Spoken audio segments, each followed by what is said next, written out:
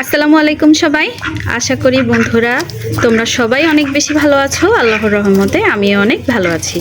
তো প্রতিদিনকার মতো আজকেও আমি চলে আসছি আমার রান্নাবান্নার ভিডিও নিয়ে। তো আজকে আমি কি রান্না করতে যাচ্ছি সেটা তো দেখেই বুঝতে পারতেছো। এখানে আমার সামনে অনেকগুলাই হাঁস আছে। তো এই হাঁসের ব্যাপারটা আমি বলছিলাম সবাইরই যে আমার খালাতো বোন থেকে অনেকগুলাই হাঁস কেনা হয়েছে, যেহেতু শীতকাল আসছে। আর বিশেষ করে আমার আর আমার ছোট ভাইয়ের হাঁস খাইতে একটু বেশি ভালো লাগে, এই জন্য। তো এখানে হাঁসগুলো আছে খাঁচার ভিতরে, তো এইখান থেকে একটা নিয়ে নিব আজকে রান্না করার জন্য। তো একটা নিয়ে নিই।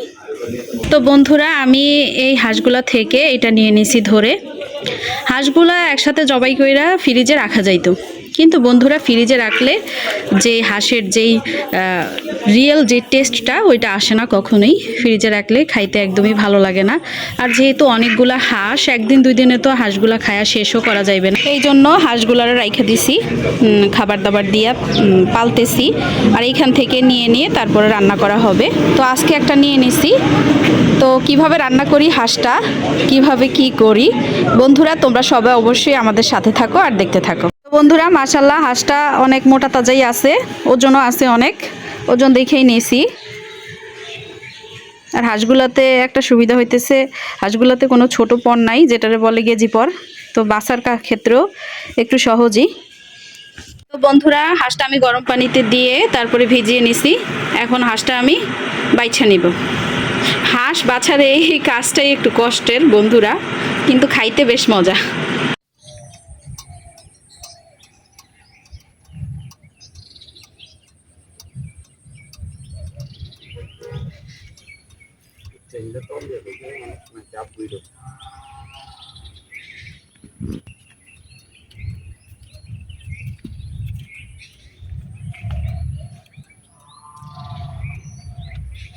বন্ধুরা আমি হাঁসটা বাইছা নিছি, তারপরে আগুনে সেকও দিয়ে নিছি। এখন আমি হাঁসটা কুইটা নিব, কুইটা তারপরে রান্নার কাজটা শুরু করব। তো বন্ধুরা এই তো আমি এখন হাঁসটা কুইটা নিতেছি।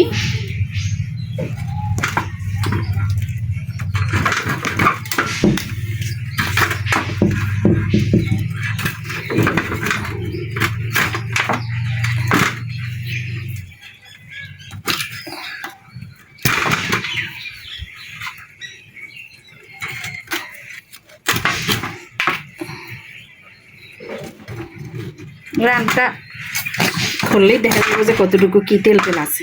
আছে মোটামুটি, খারাপ না। এই যা একেবারেও বেশি না, একেবারেও কম না, মোটামুটি চলে।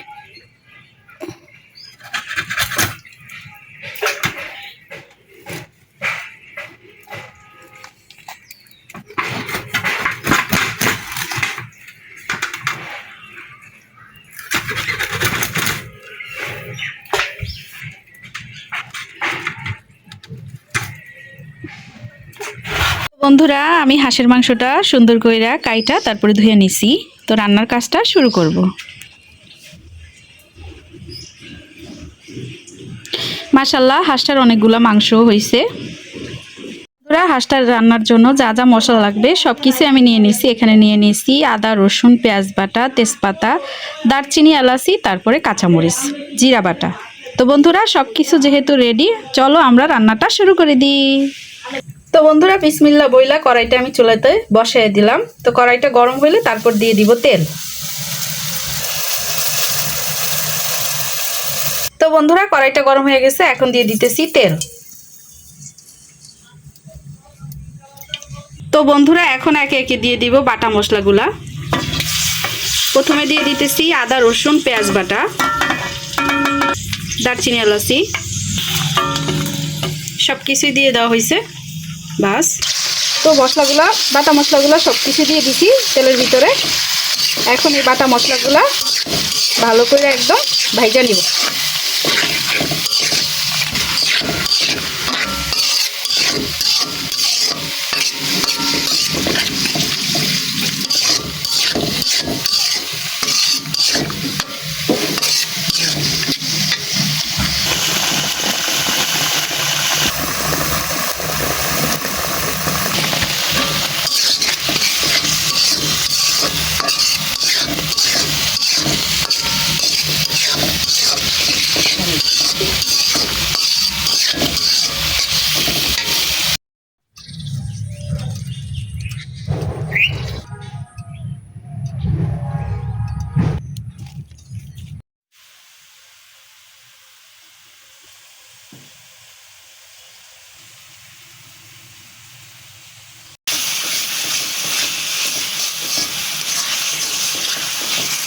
মশলাটা যেহেতু একদম ভাজা ভাজা হয়ে গেছে, এখন আমি দিয়ে দিব গরম পানি।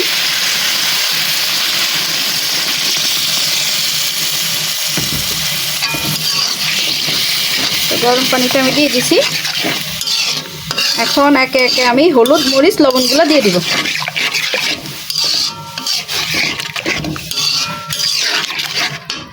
তো বন্ধুরা, প্রথমে দিয়ে দিব স্বাদমতো লবণ, বিসমিল্লাহ। পরিমাণ মতো হলুদের গুঁড়া। হলুদের গুঁড়া বেশি লাগে, এর একটু তেল তুল আছে তো। পরিমাণ মতো মরিচের গুঁড়া।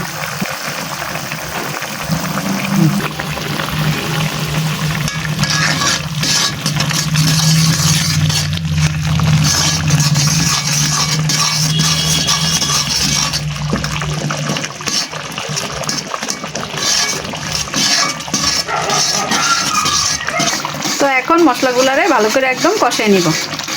মশলাগুলা কষা কষা হয়ে আসলে হাঁসের মাংসটা দিয়ে দিব।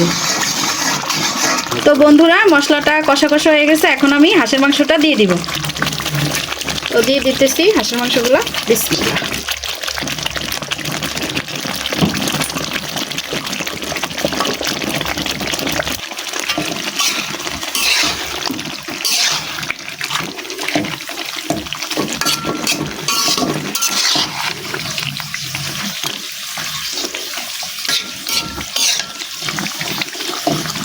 তো বন্ধুরা, হাঁসের মাংসটা দিয়ে নিছি, এখন কষায় নিব।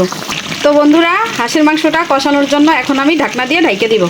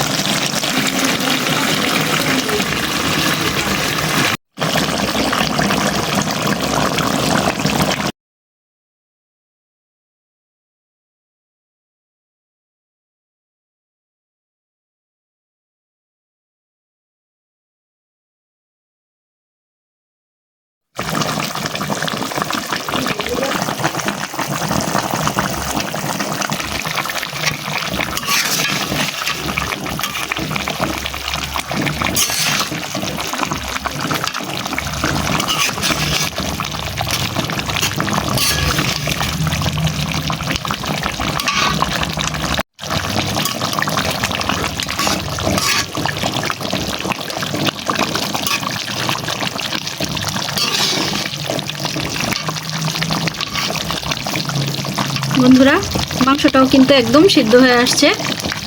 তো ঝোলটা আর একটু অল্প টানা টানা হইলেই নামায় নিব। আজকে একটু ঝোল ঝোল রাখবো হাঁসের মাংসটা, একদম ভুনা করব না, মানে একদম টানায় ফেলবো না আর কি।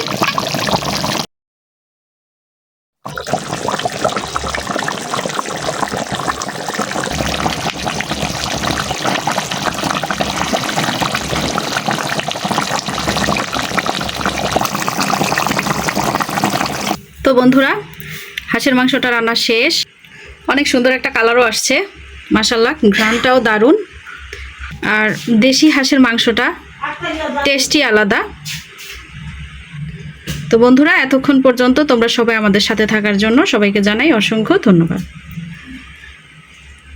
আর হাঁসের কোন জিনিসটা খাইতে তোমরা বেশি পছন্দ করো সেটাও অবশ্যই কমেন্ট